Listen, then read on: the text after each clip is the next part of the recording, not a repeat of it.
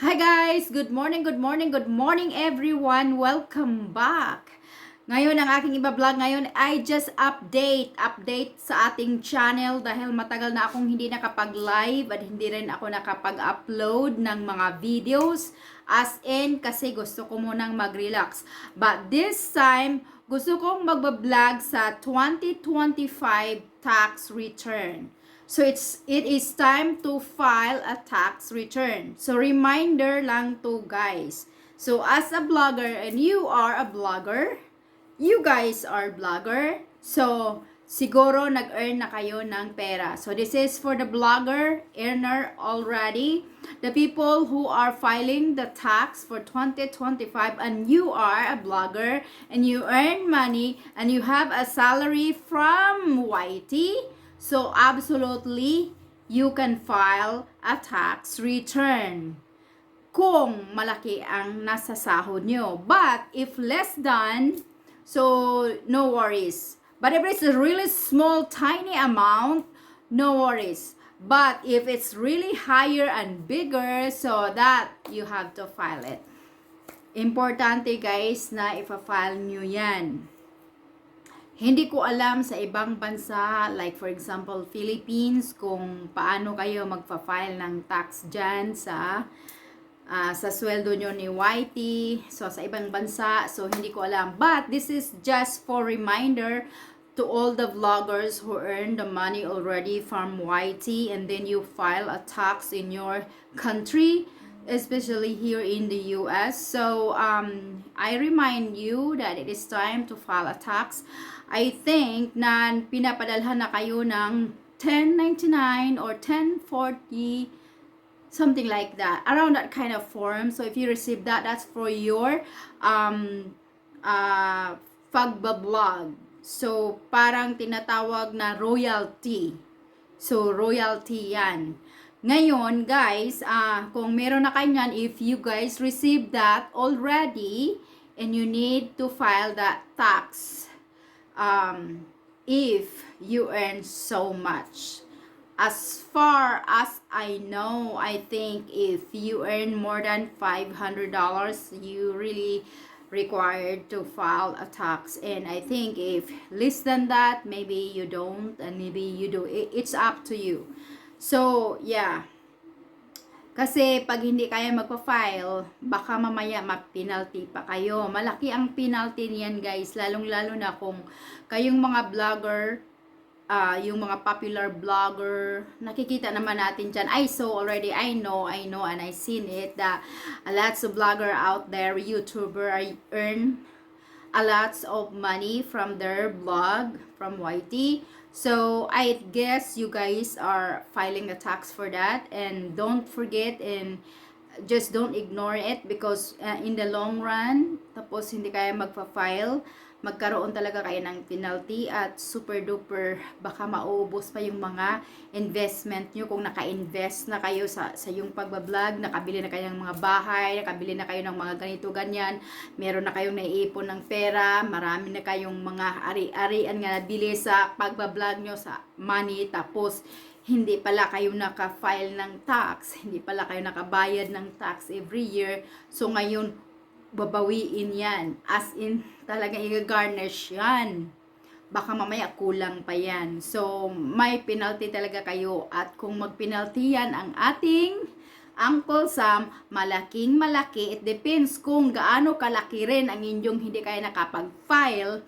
Kung gaano rin kalaki, so gaano rin ang, ganyan din kalaki ang ma-penalty nyo. So, malaki din. Kaya, iwasan na lang, lalong-lalo na sa mga vlogger dyan ngayon na napaka-busy. Minsan, they forgot. So, they forgot.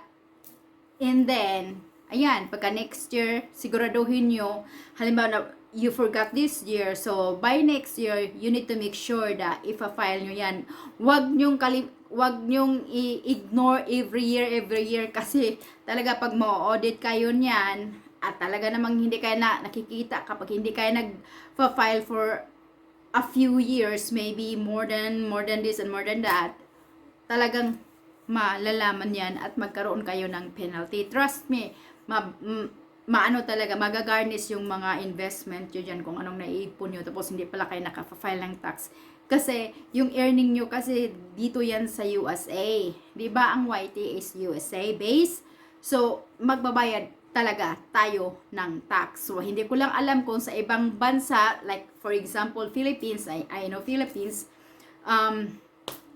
hindi ko alam kung paano kayo mag-file yan. Maybe deduct already from your salary, I don't know. Or maybe you file a tax there in your country, or maybe here.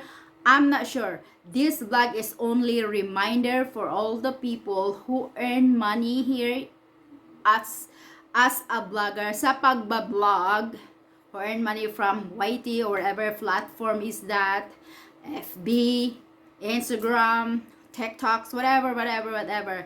Lahat ng mga ganyan, may mga ipa-file ka ng mga tax, guys. So, hindi ko lang alam kung deduction na ba yan sa inyo directly after kung makareceive kayo ng salary nyo. Hindi ko alam kung dinideduct ba yan. Kumbaga na-deduct na yan. Bago nila ibigay sa inyo, deduct na, everything is already deducted. So, I'm not sure about that, but I'm pretty sure here, it's not. So, yan. Reminder yan. This is very crucial reminder. Kasi nga, napaka-delicate talaga yan, guys. Kung hindi nyo mabayaran talaga yung earning nyo, lalo na kung malaki yan, malalaman yan at magpipinalty kayo at ang laki-laki ng mababayaran nyo. Kaya siguraduhin nyo na lang kung kayong mga vloggers dyan, mga YouTuber dyan nga, malaki ang earn nyo sa pag-vlog, you make sure nga mag-file kayo ng tax. Kasi talaga naman, alam ko naman ang hirap gumawa ng mga channel nyo. Baka mamaya, mako-close pa yan, o ano pang mangyari dyan. Tapos, yung mga investment nyo, makukuha ang pinaghirapan nyo. Mag-search kayo dyan. Siguro, I think maraming YouTuber dyan na hindi lang nagsasabi nga, baka mamaya na nag-garnish na yung mga pera nila sa pag-vlog kasi nakalimutan nila mag-file ng tax. So, hindi natin alam kasi marami namang mga vlogger nga kung sa tingin nila na parang nakakahiya i-share, hindi nila yan i-share kasi nakakahiya nga. Meron naman ding ibang vlogger, influencer nga gusto kung magkamali sila, gusto nilang i-share para naman makukunan ng lesson sa iba. So that is really good. If you're an influencer and then you think that you make a mistake, for real, share it. Para naman merong ma-aware sa inyong mistake. Tapos hindi na, kumbaga may naitulong kayo sa mga listeners nyo and viewers nyo and subscribers nyo and followers nyo. May na-share kayo na it's for real nga nangyari sa buhay mo. Kasi nga bilang isang tao at vlogger, hindi mo naman talaga ipapaalam sa mga subscribers mo or friends mo or sa buong madla ang buong kasaysayan ng buhay mo, di ba? You have something that you won't share it. So that is your personal, maybe personal or super personal talaga nga hindi mo ma-share. So ayan, I understand that. But when it comes to these things about filing tax, so, kayong mga vlogger dyan, kung sakasakaling may nangyari sa inyo ito, huwag kayong mahiya. Pwede nyong isi-share sa vlog nyo, tapos i-vlog nyo, tapos i-upload nyo, tapos kami magsi-share na lang para maraming nakakaalam. Kasi help each other na lang tayo, guys. Kasi crucial nga yan yung mga vloggers dyan, mga YouTuber, nag-earn na sila.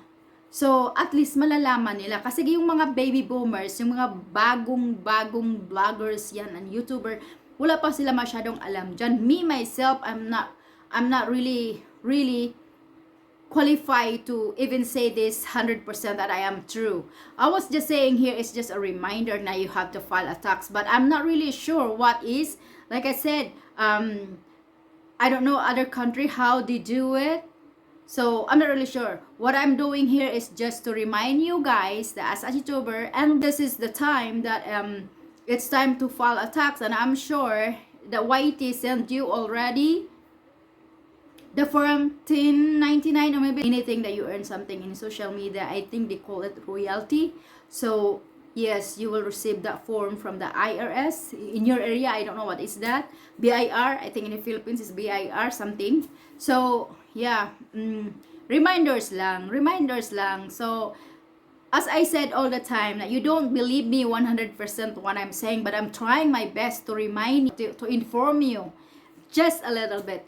Kayo na ang bahalang magdagdag sa mga information na yan. At least na-remind ko sa inyo. So ngayon, naka-receive na kasi ako ng ganyan-ganyan. As in, wala pa naman akong income, maliit man lang. So, okay ra yan. If you earn so much money already, don't forget to file your tax return. Kasi baka mamaya, bandang huli, magsisisi kayo kasi tanggalan kayo, bibigyan talaga kayo ng penalty or kukunan yung mga penalty dyan. Baka mamaya yung mga investment yung mga na-establish nyo yan, baka mamaya mabinta nyo pa yan para ibayad sa penalty sa BIR nyo or sa IRS here. So, this video is just reminder, the tax return 2025. Bye-bye! If you haven't subscribed to this channel, please subscribe and stay connected. I will upload video once in a while. And see you again in my live in the very near future. Bye bye guys. Stay tuned and stay healthy.